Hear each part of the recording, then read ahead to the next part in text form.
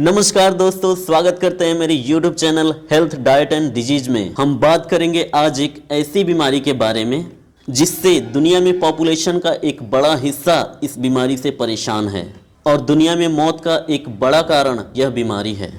हम बात करेंगे डायबिटीज मिलेटस के बारे में। हम बात करेंगे ये डायबिटीज क्या होता है, कैसे और क्यों होता है, हमारे ब्लड में शुगर का लेवल क्यों बढ़ जाता है, इसके कितने प्रकार होते हैं, इसके सभी प्रकार के बारे में विस्तार से बात करेंगे। फिर हम बात करेंगे इसके सिम्टम्स के बारे में और इसके कॉम्प्लिकेशंस के बारे में, दुनिया पर इसका कैसे असर पड़ा। फिर हम बात करेंगे इसके डायग्नोसिस और टेस्ट्स के बारे में। फिर हम बात करेंगे इस डायबिटीज का मैनेजमेंट और ट्रीटमेंट कैसे करेंगे। अगर कोई व्यक्ति इस डिजीज से ग्रसित है तो उसका ट्रीटमेंट कैसे हो सकता है, क्या इस बीमारी का परमानेंटली इलाज किया जा सकता है, अगर हाँ तो कैसे, हम विस्तार से चर्चा करेंगे। अगर आपने अभी तक मेरे चैनल को सब्सक्राइब नहीं किया है तो प्लीज सब्सक्राइब कर दें और प्लीज लाइक कर दें, कमेंट कर दें और प्लीज वीडियो को शेयर जरूर करें। तो आइए शुरू करते हैं। सबसे पहले समझते हैं ये डायबिटीज का लिटरल मीनिंग क्या होता है।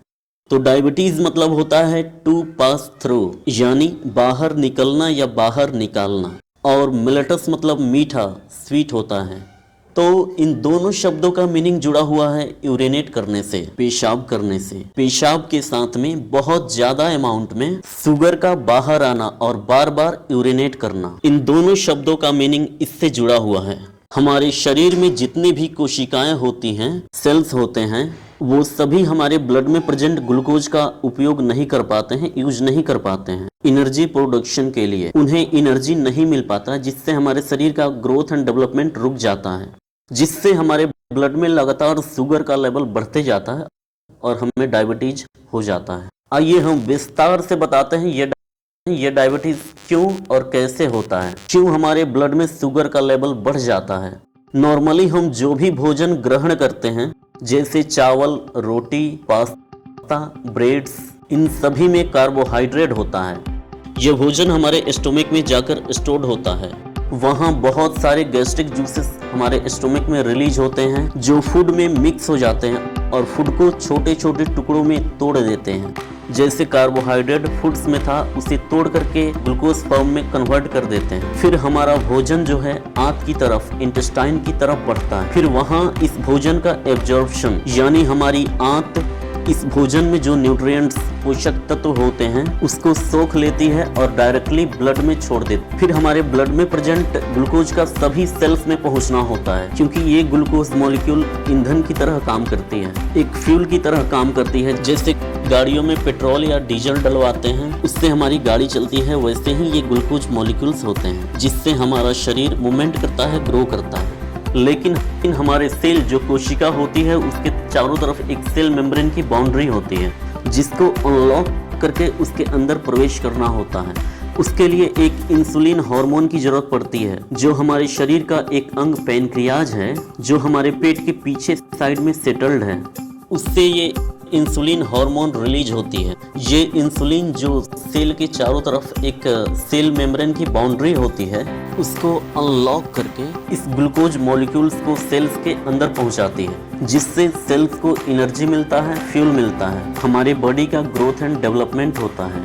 लेकिन किसी कारणवश ये इंसुलिन हार्मोन रिलीज ही नहीं होता है। अगर रिलीज भी होता है तो बहुत कम अमाउंट में रिलीज होता है। आखिर ये हार्मोन रिलीज क्यों नहीं होता है, इसके बारे में हम बाद में चर्चा करेंगे। फिर हमारे ब्लड में लगातार ग्लूकोज लेवल बढ़ते जाता है। जब ये बहुत लंबे समय तक ऐसे ही चलते रहता है, फिर हमारे बॉडी में बहुत सारी कॉम्प्लिकेशंस, यानी ये ग्लूकोज का लेवल लगातार बढ़ने की वजह से हमारे अंगों को बहुत हार्म पहुंचाता है। जैसे कि हमारे ब्लड वेसल्स जो होते हैं, नसें जो होती है, उसको खासकर नुकसान पहुंचाता है। उसके अलावा जो नर्व्स होती हैं, उसको नुकसान पहुंचाता है, हमारे किडनी को नुकसान पहुंचाता है, हमारी आईज, आंखों को नुकसान पहुंचाता है, हमारे हार्ट को नुकसान पहुंचाता है। इस तरह से वो और भी ज्यादा कॉम्प्लिकेशंस हो जाते हैं। आइए इसके बाद बात करते हैं इसके टाइप्स के बारे में, इसके प्रकार के बारे में। डायबिटीज का जो पहला प्रकार है, उसे टाइप 2 डायबिटीज कहते हैं। टाइप 2 डायबिटीज को नॉन इंसुलिन डिपेंडेंट भी कहते हैं। हमारी जीवन शैली और खान पान की आदतों में अगर लंबी समय तक गड़बड़ी रहे तो हमारे शरीर की कार्य प्रणाली भी गड़बड़ होने लगती है और उम्र ढलने के साथ जो हमारे शरीर में बहुत सारे केमिकल रिएक्शंस होते रहते हैं, वो केमिकल रिएक्शंस धीरे धीरे, जिसे मेटाबॉलिज्म कहते हैं, धीरे धीरे थोड़ा स्लो हो जाती हैं, जिससे पैनक्रियाज इंसुलिन रिलीज करना बहुत कम कर देता है या फिर रिलीज करना बंद कर देता है। और जो रिलीज भी करता है वो हमारे बॉडी के थ्रू रिस्पॉन्ड नहीं कर पाता है, जिससे क्या होता है कि ये जो इंसुलिन जो चाबी की तरह काम करता है, ये हमारे सेल्स के चारों तरफ जो सेल मेम्ब्रेन की बाउंड्री होती है उसे अनलॉक ही नहीं कर पाता, उसे खोल ही नहीं पाता है, जिससे ये ग्लूकोज मॉलिक्यूल जो हमारे ब्लड में होते हैं, ये हमारे बॉडी के सभी सेल कोशिकाओं के अंदर प्रवेश ही नहीं कर पाते हैं, जिससे एनर्जी ही नहीं बनता है, जिससे हमारे शरीर का ग्रोथ बिल्कुल रुक जाता है और हमारे ब्लड में लगातार शुगर का लेवल बढ़ता जाता है और हम शुगर के पेशेंट बन जाते हैं। दुनिया में जितने भी शुगर के पेशेंट हैं उसमें से 95% टाइप 2 डायबिटीज से ग्रसित हैं। तो नॉर्मली ये फिजिकल एक्टिविटी कुछ नहीं करते हैं, शारीरिक मेहनत नहीं करते हैं, जिससे उनका वेट लगातार बढ़ते जाता है और शुगर के पेशेंट बन जाते हैं। ये बीमारी खासकर जो मिडिल एज वाले हैं या फिर उससे ज़्यादा उम्र वाले जो लोग हैं उन लोगों को खासकर ये बीमारी होती है। तो आइए इसके बाद बात करते हैं टाइप 1 डायबिटीज़ के बारे में। इसे इंसुलिन डिपेंडेंट डायबिटीज़ भी कहते हैं या फिर जुवेनाइल डायबिटीज़, किशोर अवस्था वाला डायबिटीज़ भी इसे कहते हैं। टाइप 1 डायबिटीज़ को ऑटो इम्यून डिजीज़ भी कहते हैं, क्योंकि जो रोग से लड़ने की क्षमता होती है एंटीबॉडीज के पास, जो भी हमारे शरीर में इन्फेक्शियस माइक्रो ऑर्गेनिज्म इंटर करते हैं, प्रवेश करते हैं, तो उसे किल करती है। तो क्या होता है कि जो सेल इंसुलिन प्रोड्यूस करता है, पैनक्रियाज का जो सेल बीटा सेल होता है जो इंसुलिन प्रोड्यूस करता है, ये एंटीबॉडी उसे अपना दुश्मन समझ करके उसे ही किल कर देती हैं, जिससे बिल्कुल इंसुलिन का प्रोडक्शन इसमें बंद हो जाता है, जिससे क्या होता है कि लगातार हमारे ब्लड में ग्लूकोज का लेवल बढ़ते जाता है और ये बहुत सारे कॉम्प्लिकेशन फिर से स्टार्ट कर देते हैं। टाइप 1 डायबिटीज अनुवांशिकी तौर पे होता है, यानी जेनेटिकल होता है। अगर किसी बच्चे के मम्मी पापा या दादा दादी में यह डायबिटीज पाया जाता है तो यह डायबिटीज होने की आशंका फ्यूचर में बहुत बढ़ जाती है। टाइप 1 के केस में पेशेंट को डेली इंसुलिन लेने की जरूरत पड़ती है और इसे इंसुलिन डिपेंडेंट डायबिटीज़ भी कहते हैं।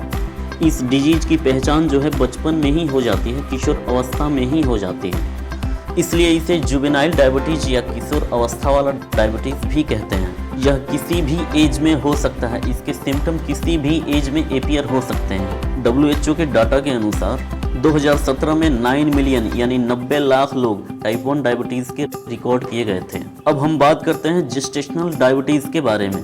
सबसे पहले समझते हैं जेस्टेशन मतलब क्या होता है। प्रेगनेंसी के टाइम में जब बच्चा यूटेरस यानी गर्भाशय में होता है तो उसके पूरे ग्रोथ एंड डेवलपमेंट वाला टाइम जो होता है उसे जेस्टेशनल पीरियड कहते हैं। तो इसमें क्या होता है कि मदर के ब्लड में अगर ग्लूकोज का लेवल जो है, नॉर्मल जो ग्लूकोज का लेवल होना चाहिए उससे ज़्यादा होता है, लेकिन जो डायबिटिक पेशेंट का जो ग्लूकोज का लेवल होता है उससे थोड़ा कम होता है, यानी इंटरमीडिएट वाला जो कंडीशन होता है। वैसे अगर मदर के ब्लड में ग्लूकोज का लेवल होता है तो इस कंडीशन में क्या होता है कि मदर के ब्लड के थ्रू ही, यानी अम्बिलिकल कॉर्ड जो बच्चे के नाभि के थ्रू जुड़ा होता है मदर के ब्लड से, तो उसी के थ्रू ही बच्चे को पोषक तत्व उसे मिलता है। अगर मदर के ब्लड में ग्लूकोज का लेवल बढ़ा हुआ है तो बच्चे के भी ब्लड में ग्लूकोज का लेवल बढ़ेगा। इस कंडीशन को जेस्टेशनल डायबिटीज कहते हैं। तो उस बच्चे को फ्यूचर में बहुत ज्यादा आशंका बढ़ जाती है कि उसे टाइप 2 डायबिटीज हो सकता है। इसके अलावा 2 और टाइप है। पहला है IgT, दूसरा है IFG। पहला IgT यानी इम्पेयर्ड ग्लूकोज टॉलरेंस और दूसरा है इम्पेयर्ड फास्टिंग ग्लाइसेमिया। इन दोनों में इंटरमीडिएट वाला कंडीशन होता है, जो हमारा नॉर्मल ब्लड का ग्लूकोज लेवल होना चाहिए उससे थोड़ा ज्यादा होता है, लेकिन जो डायबिटिक पेशेंट होते हैं उनके ग्लूकोज लेवल से थोड़ा कम होता है। ये इंटरमीडिएट वाला कंडीशन इन दोनों में होता है। तो इन दोनों में फ्यूचर में जाकर के टाइप 2 डायबिटीज होने की आशंका बहुत बढ़ जाती है। तो दोस्तों आज के लिए इतना ही। हम अगले नेक्स्ट पार्ट में बात करेंगे इसके सिम्टम्स के बारे में, इसके टेस्ट्स के बारे में बात करेंगे और इसके प्रिवेंशन कंट्रोल ट्रीटमेंट के बारे में बात करेंगे। और ये भी बात करेंगे क्या इसे परमानेंटली खत्म किया जा सकता है, अगर हाँ तो कैसे। तो अभी तक मेरे YouTube चैनल को सब्सक्राइब नहीं किया है तो प्लीज सब्सक्राइब कर लें और प्लीज लाइक एंड कमेंट करके बताएं आपको मेरी ये वीडियो कैसी लगी। अगर अच्छी लगी हो तो प्लीज शेयर कर दें। तब तक के लिए नमस्कार, मिलते हैं नेक्स्ट वीडियो में।